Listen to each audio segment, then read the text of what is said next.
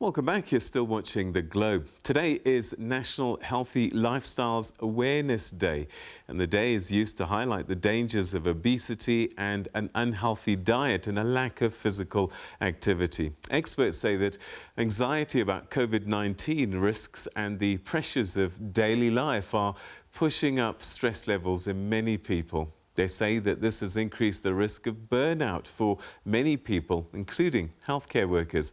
To discuss this a little further, I'm now joined via Zoom from Cape Town by psychiatrist and member of the South African Society of Psychiatrists, Professor Renata Schoeman. Prof, thanks very much indeed for joining us, and welcome to the program. Thank you.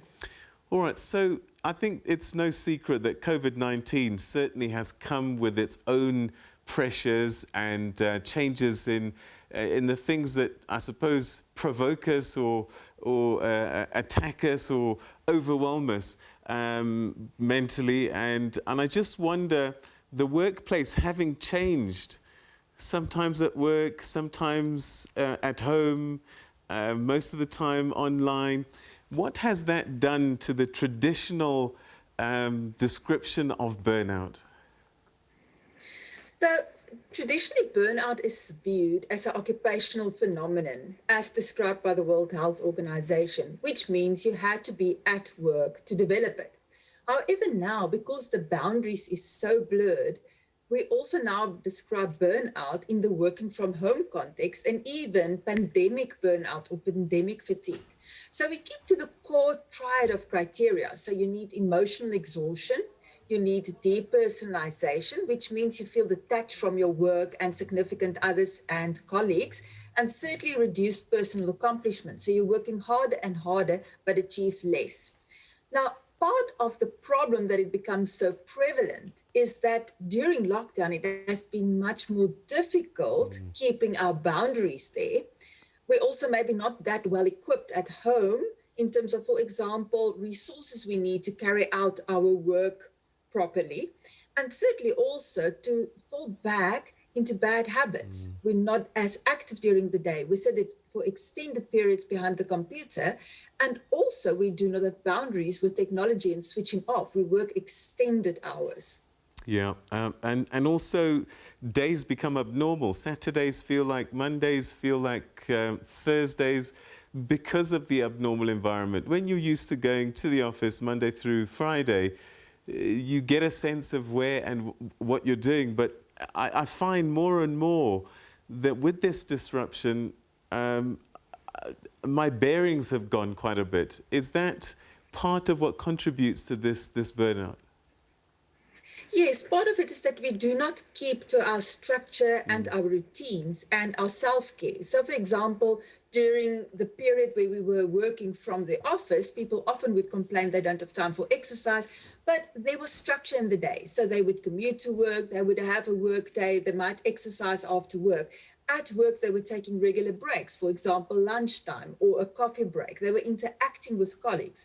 Now, working from home, all of that is gone. We're socially isolated. If you are not disciplined in getting up from your desk or going for a walk or something, you just don't do your exercise. Yeah. And finally, there's so many more things that interferes with, I want to call it traditional hours. You know, suddenly we have to school children from home as well. And there's also disruption in our sleeping patterns because we tend to work flexi hours. So you might work in the morning, take a break in the afternoon to help with the kids. Then we work extended hours in the evening till quite late. So there's never that break, the rule of 1 hour before bedtime, no screen time. You literally work later. And as I mentioned, that can disrupt even your sleeping patterns. All right, so how do we, in an abnormal time, in an abnormal world, dealing with abnormal issues, start to even sense that maybe I've got burnout coming on and start to do something about it? So let's start with recognizing it, because everything around us is abnormal. And so what reference do I have to give me an idea that there's something wrong? Okay, so the first three things is what I've mentioned. Yeah. The absolute emotional exhaustion, the depersonalization, and the reduced personal accomplishment. But other things you can be on the lookout for is changes in your mood, more anxiety, more irritability, a disturbance of your sleeping patterns, your eating patterns, and also physical symptoms like an increase in headaches, muscle and shoulder pain, gastrointestinal problems, and then behavioral issues where you might reach for your glass of wine slightly more regularly than usual or in increased amounts. Now, many of those symptoms can also allude to the presence of depression. And that's something that we really want to alert the viewers for. If you recognize some of the symptoms, it might be more than just burnout. Yeah. You might be in trouble with depression. And that's where professional advice and evaluations come in. All right, we'll talk about treatment just now, but what do we do for prevention? How do we stop or arrest the chances of burnout progressing? What do we do?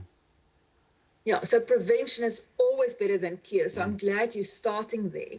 So the very first things is our mindset. How do we view the current circumstances? And the one is, despite the challenges, we still should have an optimistic mindset, which help us to implement activities and practical things much easier. Now, what the research have shown is what I use the acronym for SEEDS. And SEEDS stands for our sleeping, our exercise, educating or stimulating your brain, diet, socializing, and spirituality. So it's very important that you look at your sleeping patterns, at least have a regular routine. We all go through phases where we might not sleep 7 to 9 hours a night. Hello, Professor Schoeman, are you there? Oh, my goodness. All right, it looks like we may have lost her.